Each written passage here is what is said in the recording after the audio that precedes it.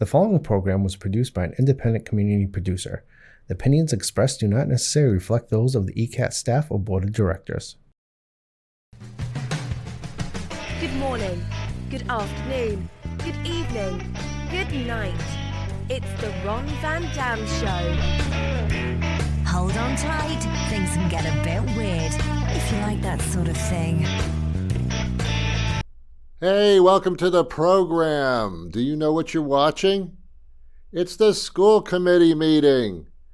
Okay, gentlemen and ladies, what would you like to talk about as the school year will be beginning very shortly? Unless you're watching this later on in the month, in which case it's already begun. Any questions for any school committee members? Yes. I don't know. I don't know why. That's the end of the meeting. Have yourself a nice day. Thank you for watching the school committee meeting right here on the station. Oh, my God. Oh, my God. Welcome to the show. I am Ron Van Dam. I admit it. Okay, let's not go any further than that. I do the show once a week out of this crazy studio. It's crazy in here. And but I also do this show on a daily basis.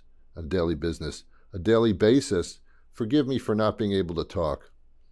I do the show on a daily basis, Monday through Friday, on the internet highways of fun on every single platform they ever built for this stuff, and also syndicated radio stations across the country.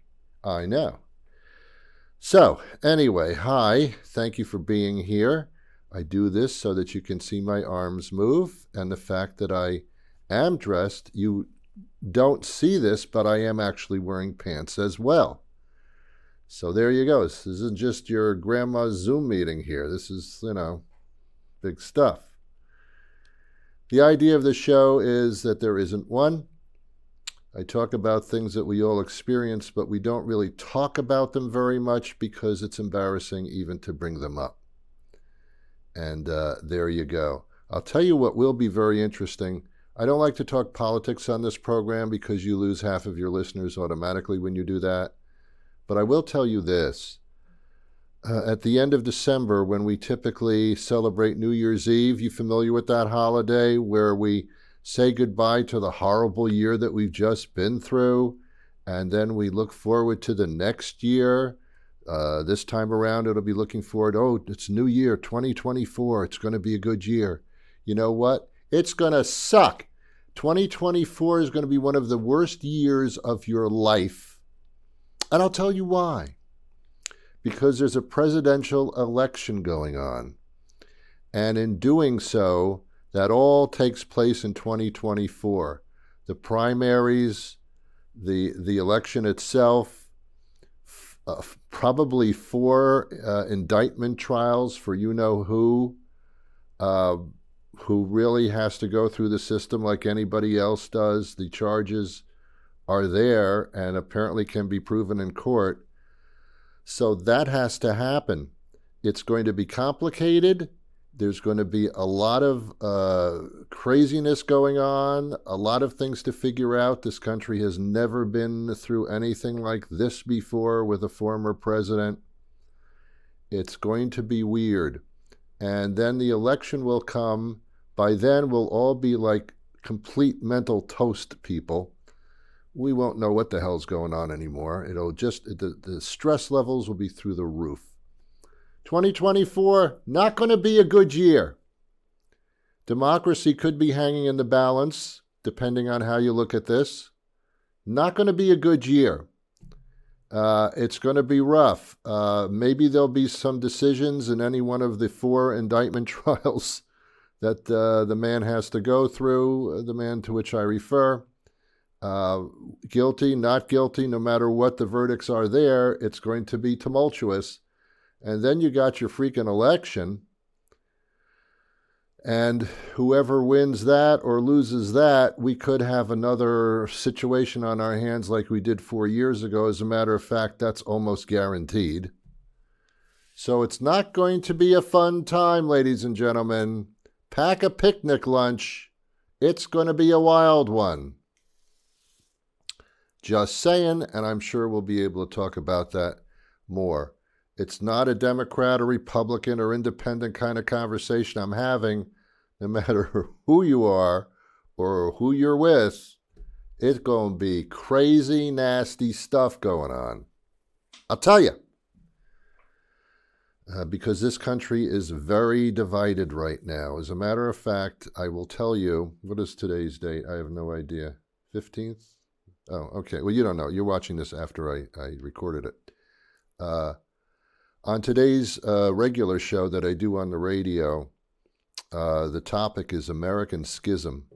And what that means, it's an analysis and a rude awakening as to how divided this country is politically, how incredibly divided it is, how cult-like it is, how everybody runs to their corner and hunkers down, and a country is supposed to be run like this. It can't be. It isn't be. Something's got to give, man. That's what the show's about. So go on your Alexa, your whatever you got there, your iHeartRadio, your Amazon Music, your Apple Podcasts. Look how I'm waving my arm. Any platform, you'll find the Ron Van Dam Show. Listen to the August 15th episode called American Schism. It's a rude awakening. Okay, now let's get on to more fun stuff, shall you? I hope so. I hope so. It was hot this prior week, as it's hot times in the old town. So I'm walking around with my dog, and there's 4 people playing pickleball. I assume it was pickleball. There was no sign saying this is pickleball, but it was a smaller version of tennis. They weren't quite tennis rackets. I'm not an idiot. It was pickleball. Before I came into the studio today, I could have done some research on the Google machine, but I didn't, because when you do research on the Google machine and you say that you did, it's embarrassing. It just is. It is. I mean, if you want to look something up, and I went to the library and I did some intensive research by interviewing people who are knowledgeable in the field, and I looked through many, many resource books and the periodicals in order to come to a conclusion. Or you could say, I Googled it on the machine. It doesn't sound right. So I didn't do it. So I don't know what of I speak. I don't know where the term pickleball came from, because I'll tell you something. These 4 people playing a small tennis pickleball thing, there was no pickle in sight. It's not like they were hitting a pickle across the net. That would have been pickleball. And it would have been more entertaining to watch, because everybody would have smelled like pickles. You can always tell when somebody had a pickle if they're talking close to you. Hi, how are you? Oh, did you just have pickles? Yes, I did. How did you know? 'Cause you stink. That's why. But there were no pickles here. They were not hitting pickles to each other. Why is it called pickleball? I still don't know. You want to look it up? Be my guest. Wait till the show's over, because I'm talking to you, and that's rude. So these 4 people are playing pickleball, and apparently your injuries from pickleball can be just as bad as when you're playing full-court tennis. So that's embarrassing, to go to the hospital and, I think I broke my leg. How? Pickleball. Don't tell them that. Don't tell them that. Don't make something up. Don't tell them it was when you were playing pickleball. What a horrible, horrible name that is for pickleball. First of all, pickles don't have balls, and if they did, they look like a part of the anatomy that we shouldn't be discussing on this program. So stop with the pickleball stuff. It's like something that you call a kid in middle school. Hey, pickleballs, get over here. It shouldn't be a game. It should be an insult. It should be something Trump says. Hey, that judge is a pickleball. That would make sense. That sounds right. I mean, it's not right to say, but it sounds like something he would say. So I see these people running all over, hitting eating pickles. I have no idea what the hell they're doing. I really don't know. Just do me a favor, for your own dignity, don't use the term pickleball. Tell them that you're doing some version of a smaller tennis game, but don't say pickleball, because when you do, you sound like really stupid. Even if you like pickleball, I'm not trying to insult you. I'm just saying it just sounds stupid. Pickleball. What do you like to do in your spare time? Pickleball. Come on, grow up, huh? I'll tell you one sport that I did engage in, not around here. I did it somewhere else when I was on vacation. My spouse, my lovely spouse, wanted to, well, we were bored off our asses what happened, because we went to Vermont. Vermont's a lovely place. There's a lot of syrup and trees and stuff, and a lot of country stores. Other than that, not really much of anything. The restaurants don't open until like 6 o'clock at night or something. There's nothing to do all day except for just stand there and go, I'm in Vermont. That's about all you can do. But there was a bowling alley, you know. So we hadn't been bowling in like decades because, and again, you may love bowling. It's okay, you know. It's okay. It's to me, it's a different kind of sport. The one thing that I love about bowling alleys, it's the one game where you don't have to go chasing the ball. The ball comes to you in its own mechanism. You throw the ball down the alley, between the alley, and something happens with the pins. And then to retrieve the ball that you just threw, you don't have to go get it. You just take your hand and you put it out in front of you like that, near this little hole in the floor, and the ball comes like right up to your hand. You don't even have to bend over. It comes right up to the hand. That's a sport I can get into. That's about all that I like about bowling. It's not really a physical sport of any type at all. As a matter of fact, what it really is you sit in a plastic chair and you drink beer, which is interrupted by having to get up and play the game every once in a while. But it seems like the major function of the bowling is drinking the beer in the plastic chair. But then you go, my turn, and you get up and you take your 3 fingers and you stick them in a ball. It's a big, heavy ball, yet that's where you stick them.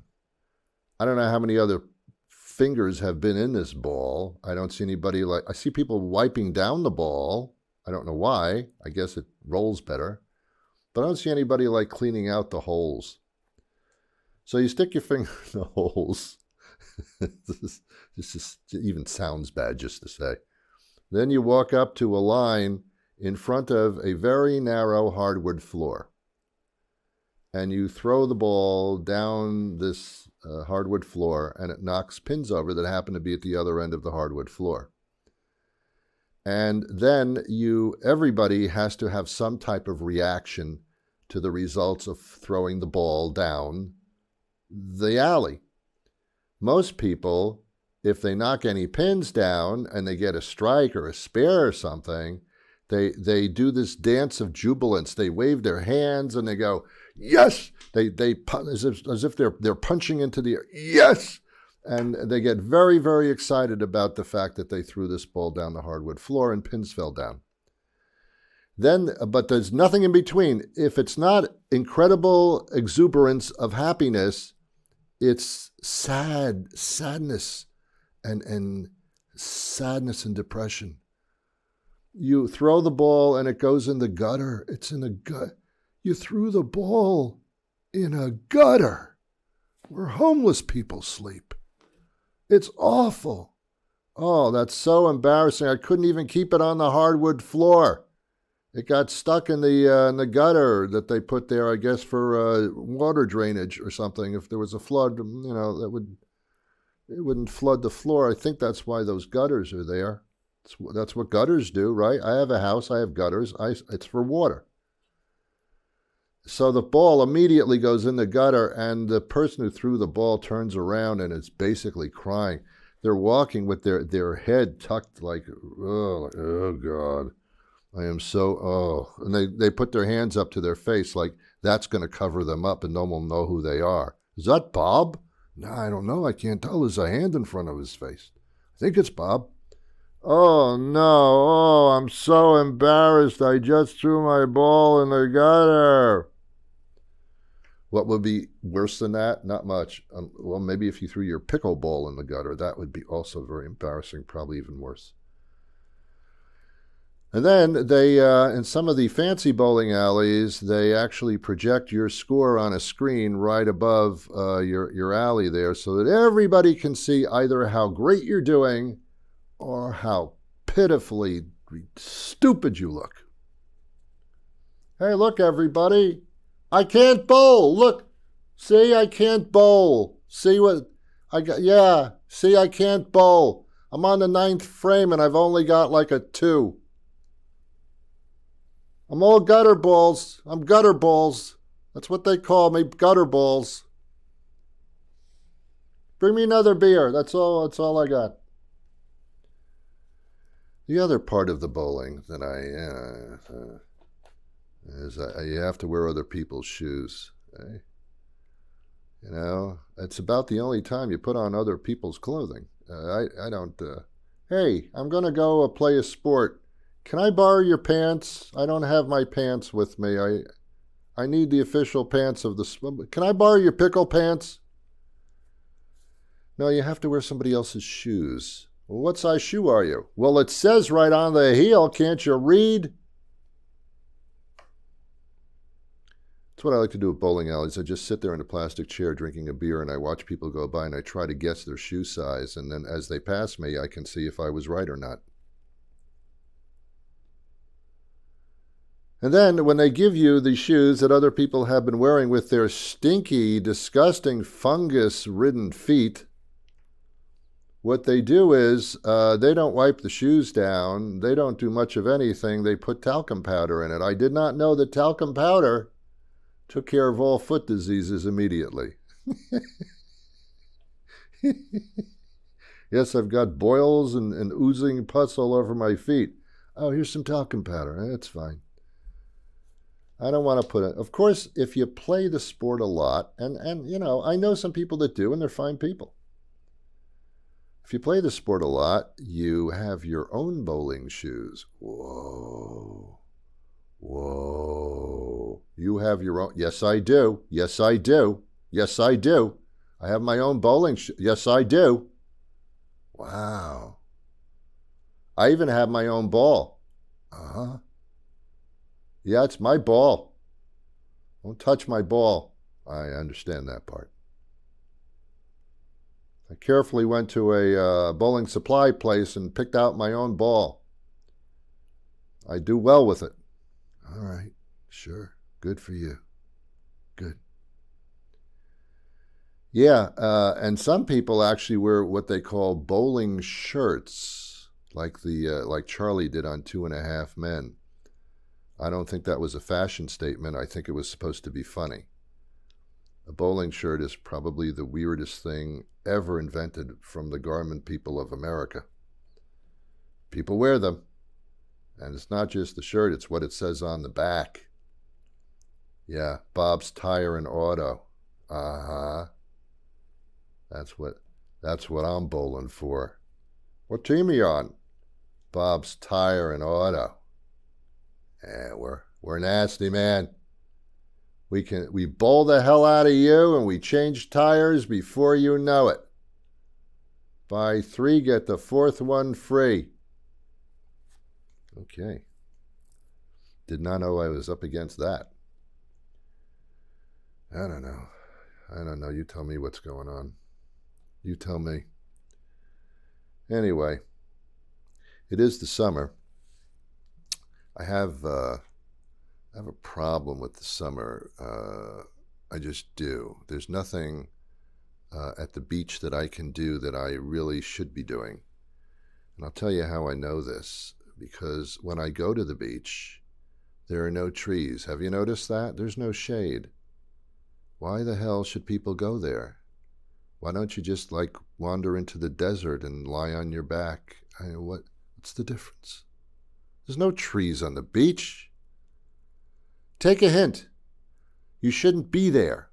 There are no trees there. Something happened.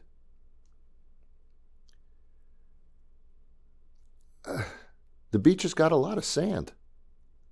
And you know that when you leave the beach for the next week, you're going to be taking sand home with you. It'll be all over your car, all over your bedroom, your bathroom, because sand doesn't go away. It just ends up in other places.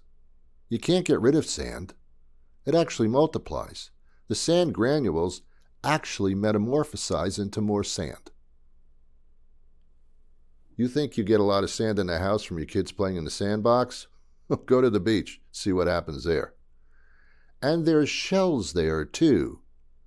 All these clams and shelled animals, they left their shells on the beach, the jagged edges. Another thing the beach is trying to tell you, this isn't your place. This is for washed up sea creatures. There's no trees. Go home. Beach doesn't want you there. It doesn't. They even have lifeguards. Lifeguards, they're not there to save the people. They're there to say to you, get off the beach. I'm watching you. This is not the place humans should be. I've got to watch you carefully, because stuff happens here.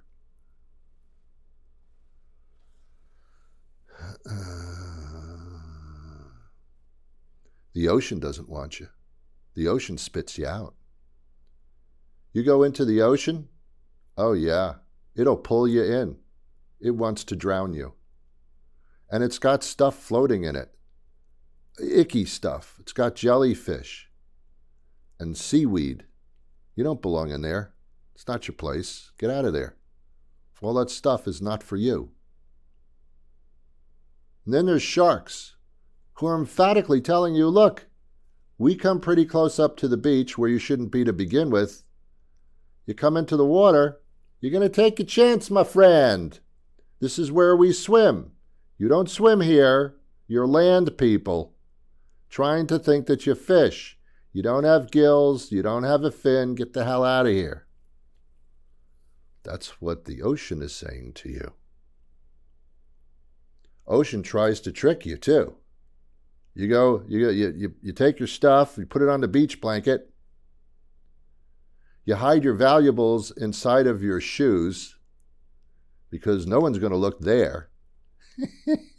I'm going to hide my wallet in my shoe. Shh! Don't tell anybody. The last place anybody would... Well, who would put a wallet in a shoe on the beach? Come on, that's crazy. This is fantastic. That'll be safe.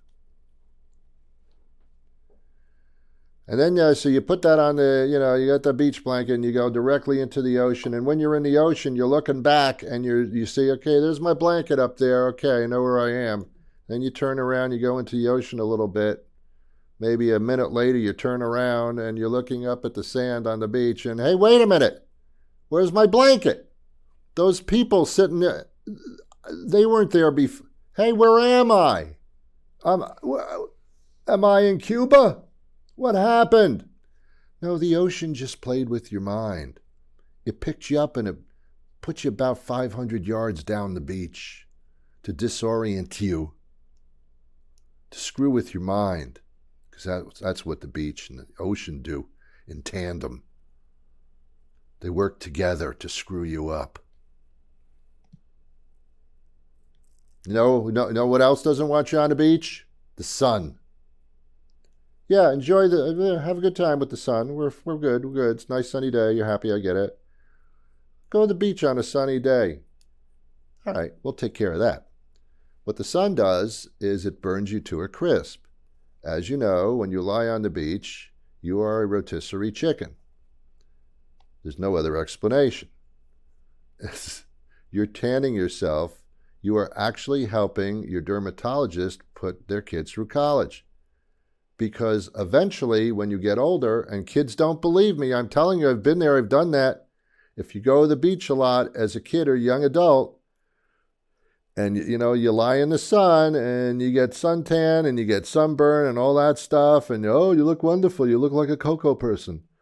Yeah, then wait till you get older and all of a sudden you're under a surgeon's scalpel trying to get the cancer out of your system.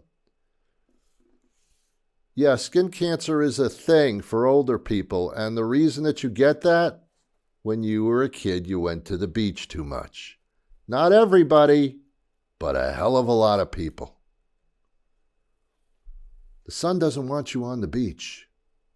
How do you protect yourself from the sun? Well, it's not condoms. No, it's not. You would think, but it's not. Suntan lotion.